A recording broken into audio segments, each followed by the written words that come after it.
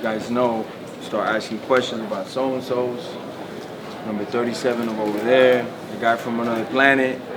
Meeting's adjourned. No warnings today. That'll be it, man. I don't want to hear about no so-and-so. I got a main event on Saturday. That's all I want to hear. What about your fight promotion business out here, man? Who knew that was a passion? You're putting fights together out there. Is that the the launch of the like the body bag like that, brawls? I know. New Yorkers love to fight, man. I remember coming here earlier in my career, and New Yorkers love to fight, man. So I just give them a chance to shine and shit, get their shine out.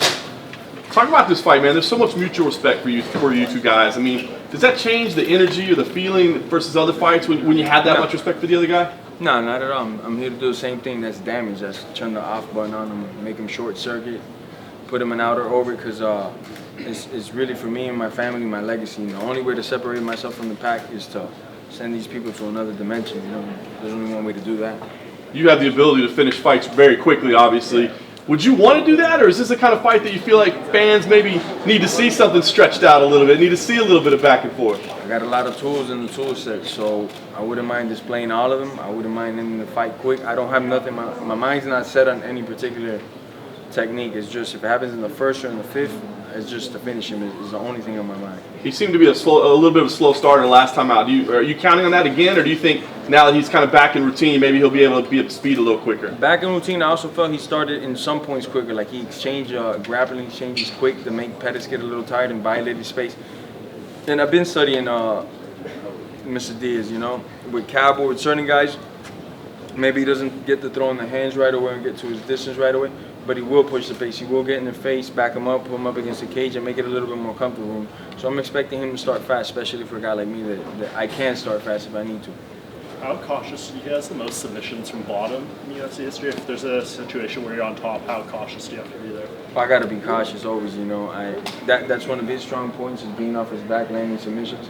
But then again, I come from the world's best gym, and I firmly believe that. I've been saying that for years. We got animals over there on the regular, guys that nobody's ever heard of. They're just insane off their back. So I'm not too worried about me getting in trouble if I'm on top of him, especially if the strikes are allowed. Is the strikes and elbows allowed in this one? Yes. Yeah? Okay, I'll be all right. Jorge, he's very famous for taking a lot of damage and being able to withstand a lot of punishment. Do you have to be careful not to go for the finish in rounds 1 and rounds 2 in case he can be there in round 3, 4, and 5? That's not me, man. That wrong guy you're asking that to, man. I'm there to hurt every second of every minute of the round. And if he survives what I got to give him, my hat's off to him. But there's a dog here, and when this dog gets tired, it's only going to keep biting him. I'm not going to take a step back from nobody.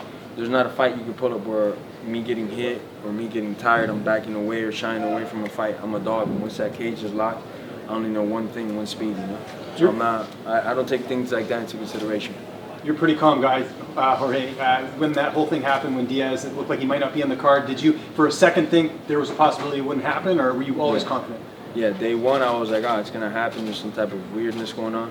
Then I thought maybe they screwed up somebody's lab test. Maybe this guy had too much CBD.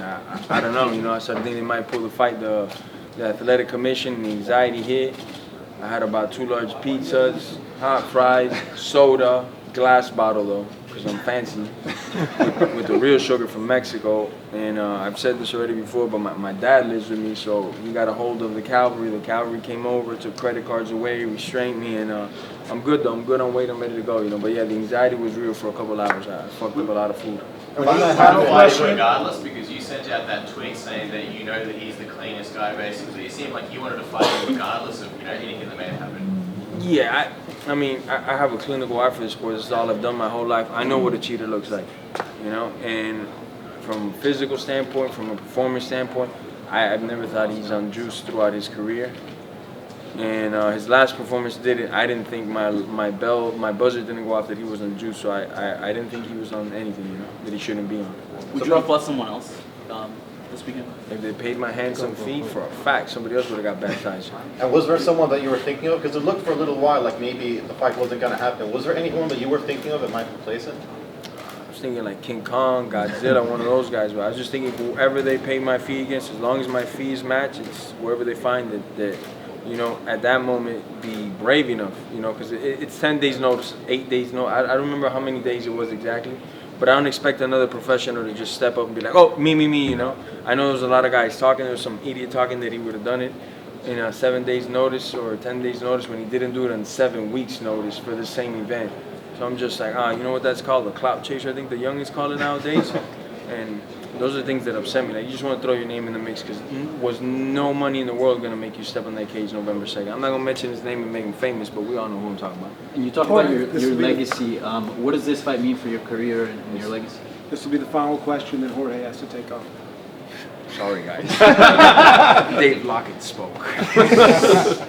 What was the question again? That you talk about your legacy, that you want to build your legacy. What does this fight mean for your career, and what place does it have in Oh, it definitely has a special place. Not because it's an MSG, not just because of the BMF title, not because so many other surrounding factors make this event one of the biggest events of UFC history. It's just because the guy that I'm fighting. If I was fighting him in a parking lot, if I was fighting him in his backyard, man, it's to me, it's always the fighter, the guy that I got to cross that makes my moment. It's like, yes, you know, and it's not from a disrespectful place or nothing, but it's like a chess player that wouldn't want to play chess with somebody like me because I'm a novice, would want to challenge himself and play the best player of all time. It's the same thing. I want to fight the greatest guys of my generation and hurt them.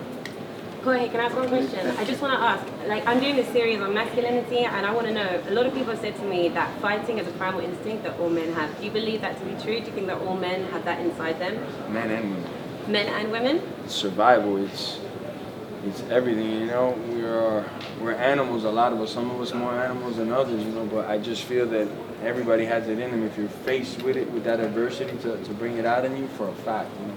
Men, women, anybody, you know. If you need to survive, if you're fighting for that last bologna sandwich, it's gonna come out of you, you know. Might not be good at it, but everybody can fight, you know. Okay, thank you. This way. Thank you.